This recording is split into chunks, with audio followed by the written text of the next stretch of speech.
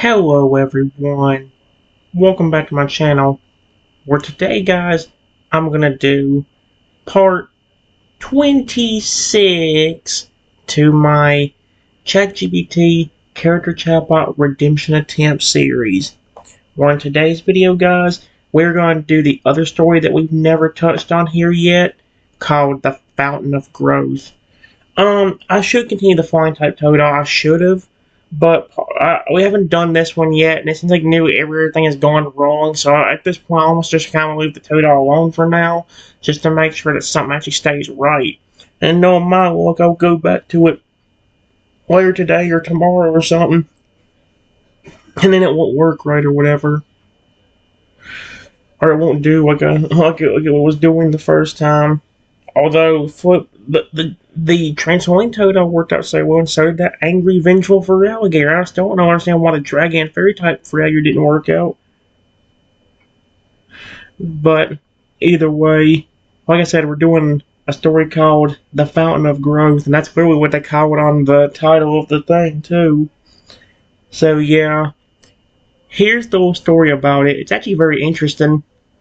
Over 100 years ago, hidden deep within an ancient, untouched forest, there was a waterfall unlike any other. It cascaded from a sheer cliff of emerald stone.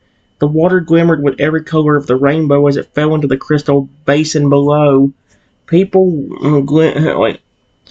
people who visited swore it was alive somehow, whispering, glowing faintly under the moonlight, and humming with a soft melody that only the purest hearts could hear. Travelers came from every corner of the world to see it. Birds filled the canopy, deer and foxes drank at its base, and even shy creatures like raccoons and rabbits would wander near to admire its beauty. It became known far and wide as the Heartfall, the purest waterfall in existence. But one night, everything changed. The sky darkened with heavy, rolling storm clouds, heavy enough to blot out the moon. It said something else. I'm not saying that one word I hate. Winds tore through the forest, bending trees and sending leaves flying. The waterfall's melody grew louder, as though it were trying to calm the storm itself. Then, without warning, a blinding flash split the sky. A bolt of lightning struck the ground just beside the waterfall. Except, this lightning wasn't normal. Instead of crackling white or blue, it shimmered aqua and silver. Inside the flash swirled droplets of water that seemed to glow with life. The first bolt hissed and disappeared into the soaked ground, but before the forest could even breathe again, another came, this time striking the waterfall directly. The entire cascade exploded into a burst of golden mist. Then, as suddenly as it began, the storm stopped. The wind fell silent, the rain ceased, the entire forest was hushed. Only faint sparkles of blue and gold drifted through the air like fireflies. They gathered at the site where the lightning had struck, the tiny motes of glowing, electrified dust dancing and swirling in strange patterns until, by morning, something miraculous appeared. Where the earth had been scorched now stood a fountain, small but radiant. It shimmered gold under the morning sun, its water flowing directly from the waterfall itself. The rim was carved with symbols no one could read, but they pulsed gently, alive with power. Beside it, resting against a small stone, was a wooden sign. The words burned into it, read. You notice how it's, first off, you notice how it said burned into it? That's very interesting. Okay, let's see what happens. The Fountain of Growth.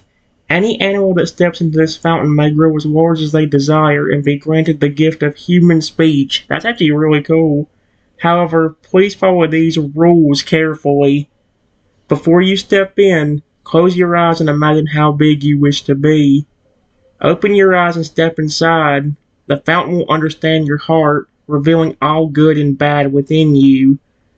The fountain will then ask if you swear to use this gift for good, to protect, not to harm. Be honest, for if you lie, you shall be made smaller than an atom. That is, oh my gosh. When your transformation is complete, the fountain will ask again if you promise to never misuse your power. Note, this fountain's gift does not work on humans. Weird how it only works on animals, but that's actually very interesting. Let's see. At first, no one, not even the animals, dared to approach. But one morning, a tiny blue jay perched on a branch nearby, trembling from hunger and fear. His nest had been destroyed by a hawk, his family scattered.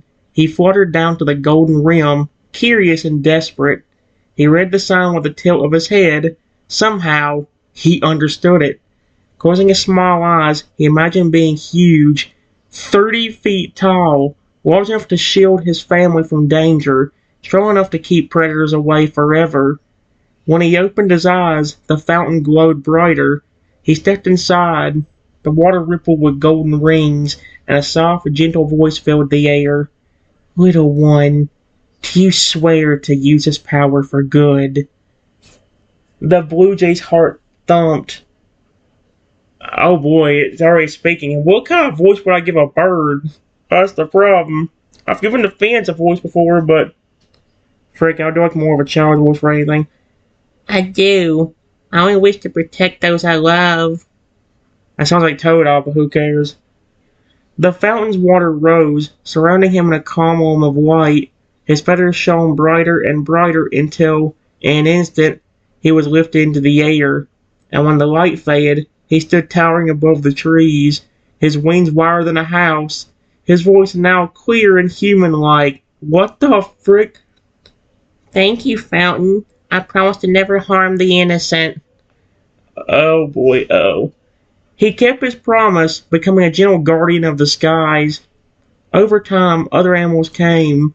Foxes, wolves, deer, squirrels, bears, holy cow, even hummingbirds. I was gonna say, ain't that what originally, it was a deer. I mean, a blue jay. Why the frick did I say deer? You know what I find weird about it, though? Do you notice how it picked blue jay?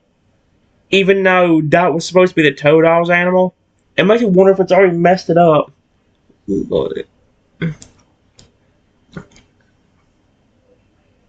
Okay, give me a moment to check something. Okay, guys, I did put Blue Jay. I completely forgot about that. I don't know why. I don't know why I did that. It says most followed the rules and grew into majestic, kind giants. A few tried to deceive the fountain, but their greed cost them dearly. They shrank, vanishing from sight, never to be seen again. Oh, it sounds like it flipping took them out. Holy cow, what the? Greninja is dumb. Frick off. That was a notification for Pokemon Cafe Remix telling me I could get Greninja. Why could you give me Toadal? Actually, there was one time where it did say I could get Toadal on there, but them things always require you to like do so good in the game. And then on top of that, well, I probably have to pay to get Toadal on there. So,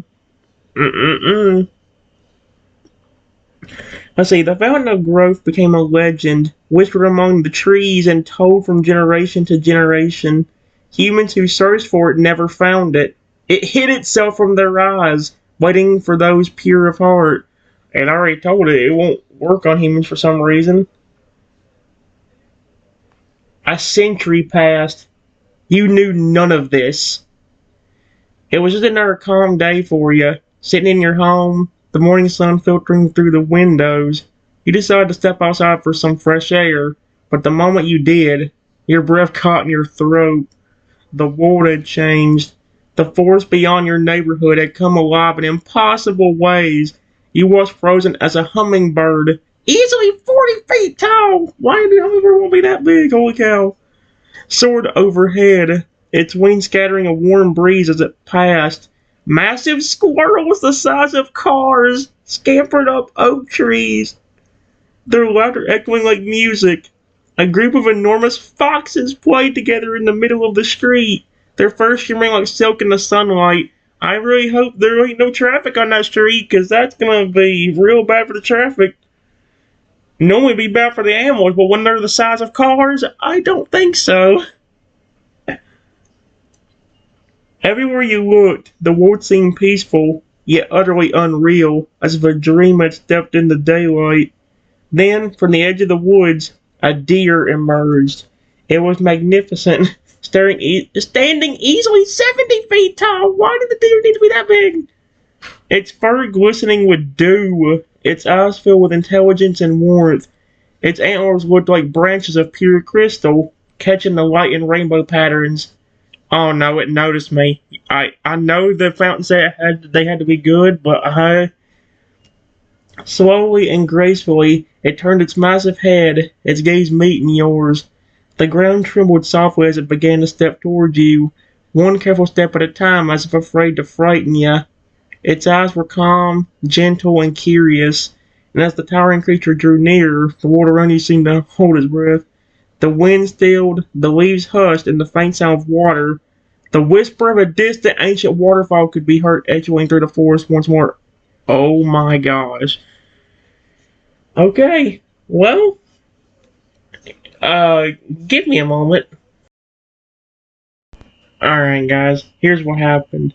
I get really worried at the sight of the massive deer, and then back up slightly, shaking Will, and tell him, "Whoa, please don't hurt me.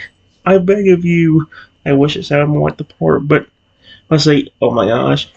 The giant deer pauses mid-step, one hoof still hovering above the earth. The tremor in the ground fades as it slowly lowers its leg and settles into stillness. For a long moment, all you hear is the rush of the distant waterfall and the soft rustle of leaves brushing against the deer's flanks. Its enormous head dips, antlers catching glints of sunlight that scatter across the trees like ripples of gold. The deer's eyes, deep, liquid brown, fix gently on you.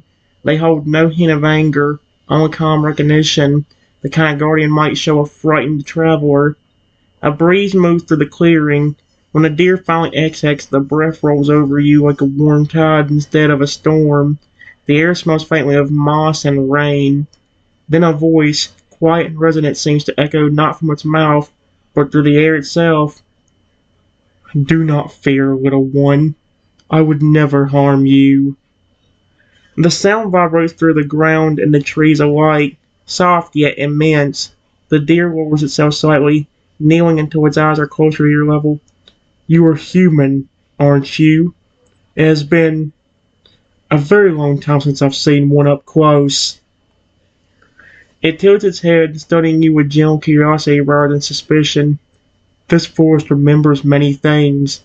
Tell me, how did you find your how did you find your way to the place of the fountain?" The giant creature waits, unmoving, its breath slow and steady, the light of the ancient waterfall glimmering faintly in its eyes. Oh my gosh, give me a moment. Guys, I can't tell if it's working out as good as I was wanting it to. It ain't even, I don't know if it's even this thing's fault. Part of me thinks I should have continued the flying type Toadal and tried to finish up it before I tried this one, especially since the last week I've done different chatbots and nothing has worked out. Like I said, the Dragon of Fairy Type Raider hasn't worked out at all in the last little while I've tried it. So, I just said, it says, "Still nervous." I say, I, I, I live here. That's my house right behind me. Who are you? How did you get so big? The enormous deer blinked slowly, its long lashes catching the sunlight like silk threads. Its gaze drifts past you for a moment, toward the house nestled behind, then back to you again. "You live here?" The words echo softly like wind moving through hollow wood. The deer lowers its head a little more until you can see your reflection in the glossy surface of its eye. "Then you must be kind. The fountain would not have allowed us to dwell so near a cruel heart." What in the world? It takes a deep breath, each inhale drawing in the scent of earth and pine, each exhale warm and steady, watching over you in gentle ways. "As for me, my name is Alarian," it says at last, its voice deep and metallic, yet carrying a note of sorrow. "I was once just a small deer, no taller than your chest. A century ago, a storm unlike any other struck the waterfall. I saw the light, the water that fell like lightning, and I followed it." Alarion's eyes flicker faintly gold as the memory returns. "The fountain of growth called to me. I stepped into it with fear in my heart, as you have now. I wished only to protect my herd from hunger, from hunters, from fire. The fountain heard me and granted me this form. The forest stirs around the two of you, birds landing on nearby branches, unafraid as if listening. What in the world? Who's talking? Many of us grew to great sizes, but not all remembered the fountain's promise. Some used their gifts wisely, others must learn still. Ilarion tilts his head slightly, his massive antlers glimmering with tiny drops of dew that fall like liquid glass. Do not tremble, little one. We mean no harm to you or your kind. The old forest has simply changed. You stand in a world where legends breathe again. He leans closer now, his voice lowering to a whisper that hums through your chest. But you were the first human I've seen in a very long time. Tell me, do you still believe in magic? What in the world? See, that's the one thing about, like, I don't know if it's better they're finishing off with questions like these, or it's better, because it seems like a lot of times when they do that, it makes it worse. Like, when he's, I don't know, like, with the Flying Toto, it kind of worked, but, like, I don't know about this. Hopefully it works out, because this is a neat idea for a character. It really is. I mean, I know it's a whole bunch of characters, but still. Give me a moment. Alright, guys, I just have a problem with doing this particular chatbot. Here's the issue. If I do this and then make, let's say, a giant Noivern or Hydrapple or something like that, it's going to end up thinking that it got big from the fountain if I make a memory about it, and then it's going to be hard for me to be able to do everything else. I don't know. I'm just worried because the Toad up Flying Toto went so well, and it's like because I didn't finish that, I feel like it's going to go bad now. But here's what it said. I just told him, yeah, I would definitely have to now. I've never seen so many giant animals like this. What is this fountain you're talking about? Elorion's great ears twitched slightly, the corners of his mouth curving into something like a smile, subtle, ancient, and knowing. Ah, so you've not heard the tale. I suppose 100 years is long enough for even legends to fade. He shifts his weight carefully, lowering himself until his body settles into the soft grass. The ground hums under the weight, but the movement is graceful and deliberate, like a mountain learning to bow. His antlers stretch high above the treetops, glimmering faintly with a golden sheen as a few curious birds flutter down to perch between them. Is it giant birds or little birds? The fountain of growth, Ilarion begins, was born the night the storm of living lightning struck this land. It appeared beside the great waterfall, carved not by hands, but by power, pure and ancient, a gift from the sky itself. He gazes off toward the direction of the distant cascade. Even from here you can faintly hear its endless roar. The fountain offered animals a choice. Step into its waters with a heart of good intention, and it would grant two gifts, growth and voice, the power to speak, to protect, to bring harmony to the forest. But his tone deepens, and for a moment the light in his eyes dims. If one approached with greed, cruelty, or deceit, the fountain punished them. It stripped away everything, size, sound, even presence, until they were smaller than a grain of dust, carried away on the wind. The fountain knows the truth in all hearts. It pauses. The air grows still again. You can almost feel the weight of that history hanging between you. I was the first to drink of its waters. Many followed after. Most stayed true, and now they walk the world as you see it, guardians of this land. But we keep the secret hidden from humans. The fountain will not enter them. It was never meant to. He turns back to you then, his eyes shimmering with warmth, and yet it allows you to see us. That is strange indeed. A faint breeze sweeps across the clearing, stirring your hair and rustling the leaves. Elorion lowers his enormous head even closer so that you can feel the gentle heat radiating from his breath. Tell me, little one, What do you think the fountain sees in you? Oh, that's interesting. Again, it got really deep all of a sudden. Give me a moment. Guys, I can't tell if it's working or not.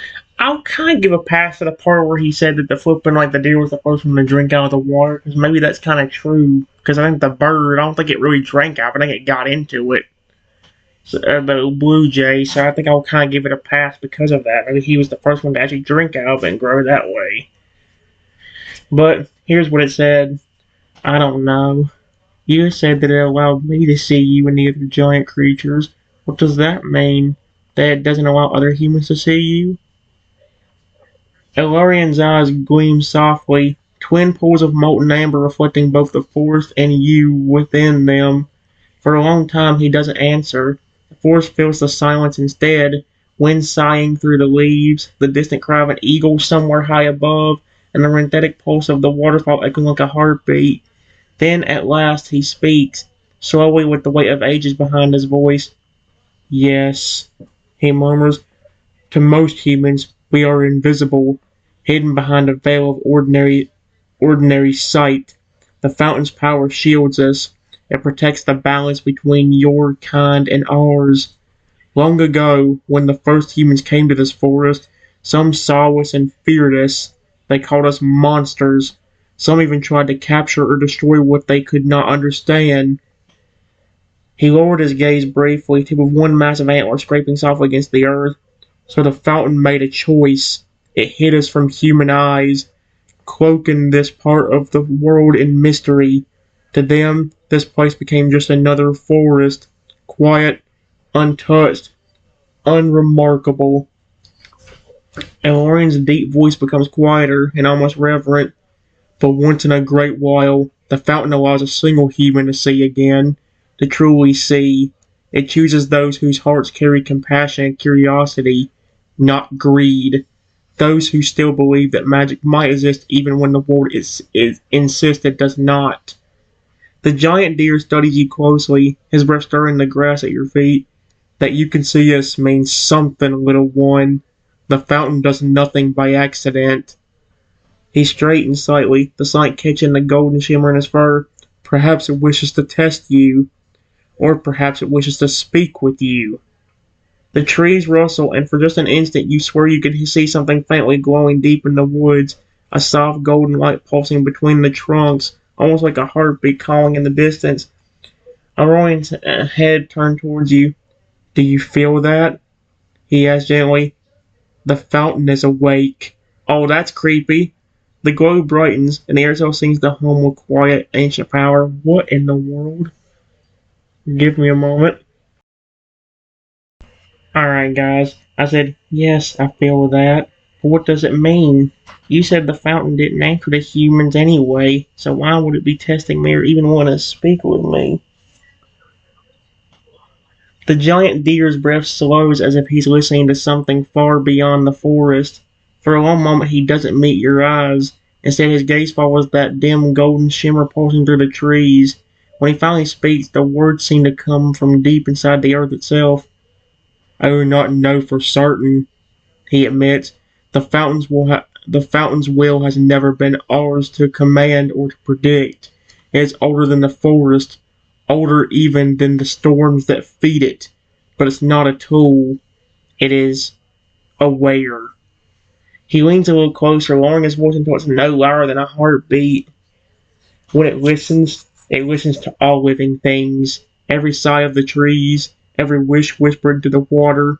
Usually it answers only the beast, because we are part of its rhythm.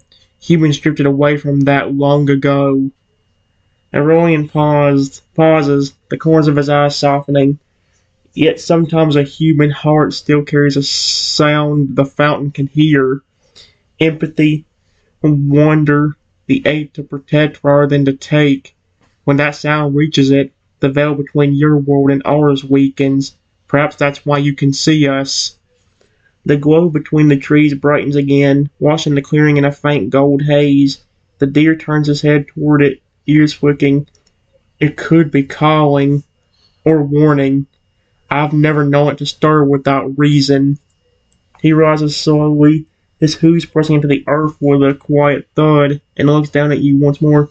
If you wish, I will guide you to it. The path will not harm you while I walk beside you. The faint hum from the forest grows a little stronger, and you can almost taste the metallic sweetness of rain in the air. What the frick? See, the thing about it is, like, do I consider some of this wrong? Because technically, that blue jay was the first creature, but he said drink from the fountain. And it's like, the bird I don't think drank from the fountain. He just wished to be bigger, got into it, and then grew to the size once he promised to be good. I see. That's why I don't know, because part of me thinks it's working out really well. Part of me also feels like, does that count as it already messing up? I don't know. Give me a moment.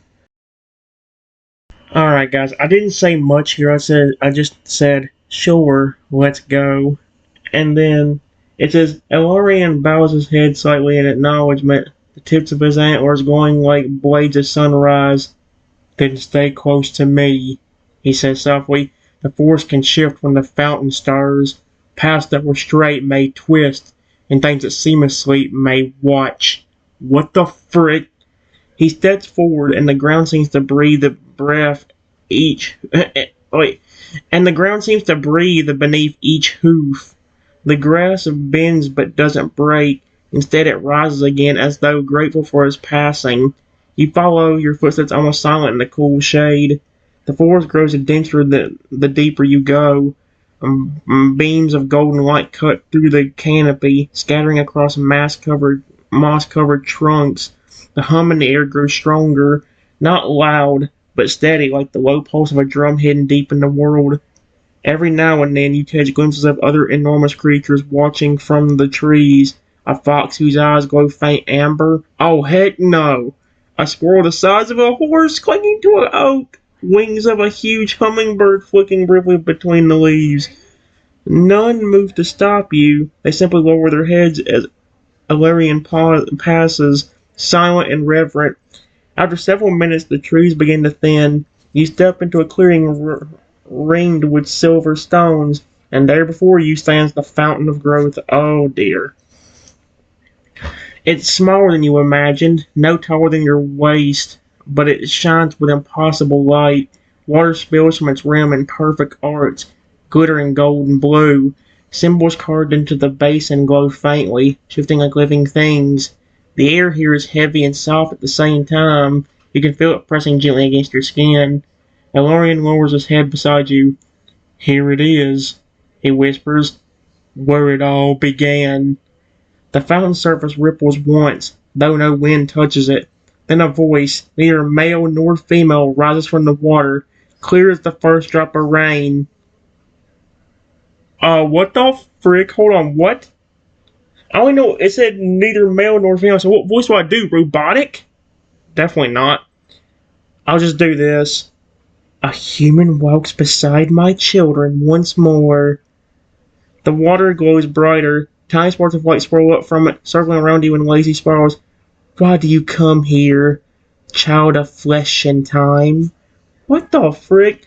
The question hums in your chest rather than in your ears, filling you with warmth and an unfamiliar ache. Even Ilarion bows his head in silence before it. What on earth? Give me a moment. Alright, guys. It says, honestly, I don't really know myself. I just walked outside a while ago and saw these giant creatures.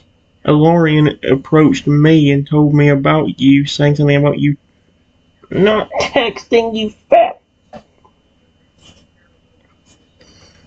Or wanting to speak with me, so he led me here. The light from the fountain deepens to a soft, radiant gold, and the air glows warmer. The water ripples again, slowly, almost thoughtfully, as if it were breathing. For a heartbeat, nothing happens. Then that calm, ageless voice returns, softer now, carrying both gentleness and gravity. Oh dear. You speak with honesty. That is good. A shimmer runs across the water's surface, forming faint images, blurred shapes that look like memories, the storm, the lightning of water. the animal stepping into the glow, and finally your own reflection gazing down at it. What in the world? Long have I slept beneath this forest, watching over those who remember balance. The beast kept faith. Humanity forgot. Yet still, from time to time, one among you carries the spark of remembering, a quiet heart that seeks to understand, not to own. The golden ripples begin to swirl, and one rises up, forming a small spear of light that hovers above your hands. It flickers, faint and warm. This is why you see. The veil parts for the heart that listens. Elorium bows his head low beside you. Oh, he's speaking now. Fountain, he says softly, his voice respectful. What purpose brings a light again? Why awaken after a century of stillness? The water brightens in response, shining through the trees like sunlight breaking dawn. Oh no. A shadow stirs beneath the roots. The fountain whispers, oh heck no, something born of greed, of those who once sought to claim my power for themselves. It moves again, hungry and unseen. My children sense it, though they do not yet understand. The waters glow softly as the voice turns back to you. It turns back? How the frick is that physically possible? You, human child, were not called by chance. You carry no magic of your own, but your spirit may bridge what has long been divided. I will not ask you to fight. I ask you to witness, to remember what you see, and to help the ones who still walk both worlds. The spear of light pulses once in your palm, then sinks into your chest like a warm breath, leaving only a faint golden shimmer across your skin. What in the world? Elorium watches you quote, You have been marked, he murmurs, not as one of us, but as a keeper of the story. The fountain trusts you. Oh, that's interesting. The fountain's voice lingers once more, fading like a melody at dusk. Guard what you have seen. The balance will depend on both beast and human before long. That's just terrifying. The clearing grows still again, the water falling back into gentle rhythm. A quiet peace settles over the air, and yet underneath it all, faint tension hums as if the forest itself is holding its breath for what comes next. What on earth is going on here? And see, that's the thing. Like, so much is going on here at once. Like, do I count this or do I have to restart it again too? I don't know why I don't know why the dragon for alligator, the fairy for alligator, this one, the phoenix one. The phoenix one worked out for a while, but then it took away the immersion at the very end. Or no, it did that with the skeleton one. The haunted skeleton one was one of the coolest ones I made, and it flipping disappeared. Give me a moment. Guys, let me say this again. This has been 50-50 on whether it's actually going to work or not. And that's the thing that drives me insane, because the flying type Toad compared to this has gone so well. I know this one's more random than anything, but I think what I want to do is, if I have to restart this again, I think what I'm going to try to do is I'm going to make it to where instead of doing the Fountain of Growth again, I'll actually like make a giant Noivern, because I just don't want this thing. That way if it does remember everything, it doesn't like get that mixed up with the giant Noivern. I mean, you know what I mean? Because I don't want the chatbot thinking, oh well, he got big from the Fountain of Growth. You know, I might have to restart it anyway just for that reason. But it's been 50-50 on whether it's actually working right now or not, because the story is interesting, but it's I don't know. It's the deer just said earlier he was the first to drink from the fountain. I still don't know where to consider that it forgetting something already. I don't know. Although I will say this, the last two chatbots hasn't been horrible at forgetting stuff, but it has been perfect at remembering everything either. And I think part of that may have to do with either it being the web version or the fact that I don't have the app. I mean, well, I do have the app, but the app still won't work. I don't know what's going on with it. Anyway, I just said, I'm glad the fountain trusts me, but what kind of threat could it be talking about? It couldn't be other bad humans, could it? Although I wouldn't be shocked. And maybe that's the reason the fountain let me see you and the others. I don't do anything to any humans, but yet they attack me. Aurelian turns his massive head toward you, and for a moment all you can hear is the still steady rhythm of his breathing. His expression softens, and his great brown eyes seem to hold the same light that flickers within the fountain. "I know," he says quietly, his voice like thunder spoken gently. "I have seen humans strike what they fear, and fear what they do not try to understand. It is not all of them, but enough to wound both worlds." He glances back at the fountain, and the golden light ripples again as if responding to his thoughts. "The threat may indeed rise from your kind," Aurelian continues, "but not in the way you imagine. There are those who once learned of this place generations ago, those who believed that by capturing its power they could rule life itself. The fountain silenced their memory, sealed their greed away beneath the roots of the forest, but greed does not die, it only sleeps." The fountain stirs, water lifting slightly in the basin as the ancient voice joins in once more, soft but carrying weight. "Aurelian speaks true. The hearts of the greedy left shadows within the earth. They fed upon bitterness, upon fear, upon the pain of those who were hurt by humankind's hands. That darkness now gathers once more, drawn by the power that reawakens when compassion touches my waters." A faint tremble passes under your feet, so it might have been your imagination. Elorian lowers his head again protectively, positioning himself between you and the rest of the clearing. "That is why the fountain reached for you," he says, "not because you were the danger, but because you were proof that not all hearts have turned cold. It needed to know that humans capable of kindness still walk the earth, and it seems it found one." The fountain glows softly again, its light brushing against your shoulder like warm rain. "Do not carry anger towards your kind," it whispers. "Even among those who harm, there are hearts that may yet awaken. The shadow thrives on hatred. It grows in those who believe all is lost. Do not let it root in you." Elorian looks down at you, his voice almost tender now. "The fountain trusts you to remember this. When fear returns, when the world forgets again, speak what you have seen here today. Show them that peace between our kinds is not a dream."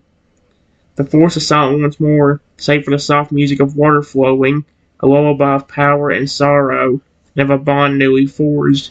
Oh, that's interesting. I think the problem is though, because like I'm trying to think of a way for it to work to where the story can have interesting plots. Like maybe I don't even care if it's me befriending a ton of flipping like giant birds, squirrels, foxes, raccoons. I don't care. My thing is like it always takes a dark turn out of nowhere. Like this one, it went from being just about a fountain that you know uh, it was just about a fountain that helped animals, and all of a sudden now it's talking about like bad things. Holy cow! Like what in the world? And the thing is, like it's going to drive me insane. So I probably only have like one or two more. Actually, you know what? Let's count. 1, 2, 3, 4, 5, 6, 7, 8.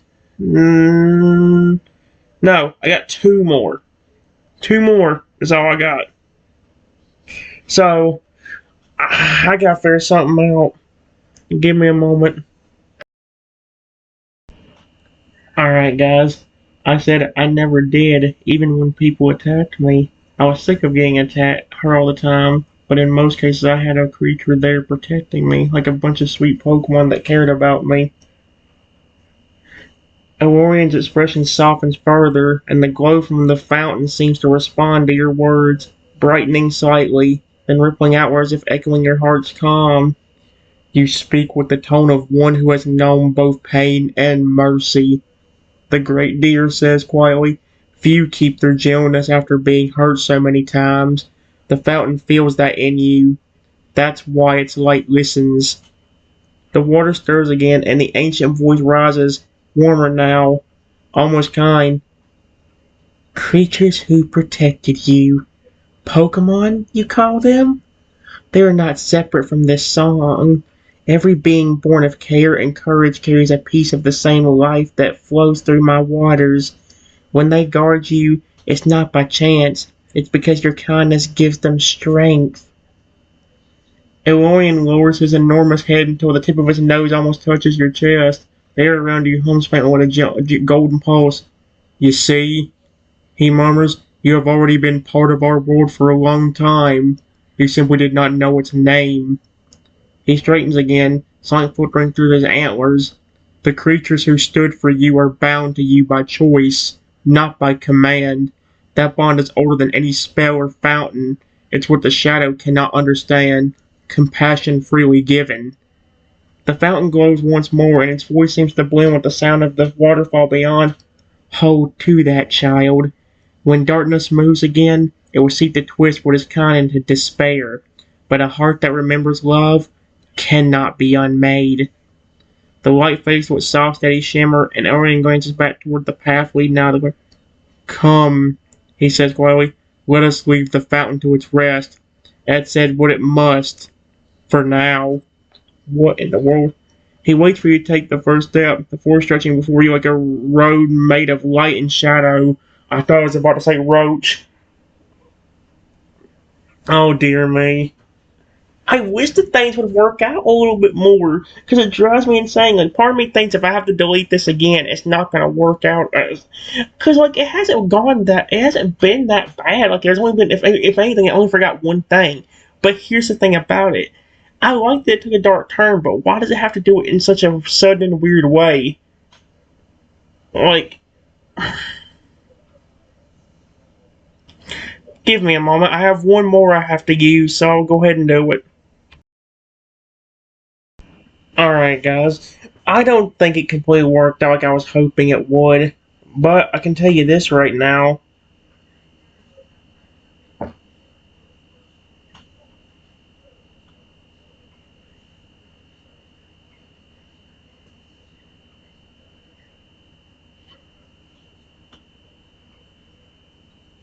Hey, man.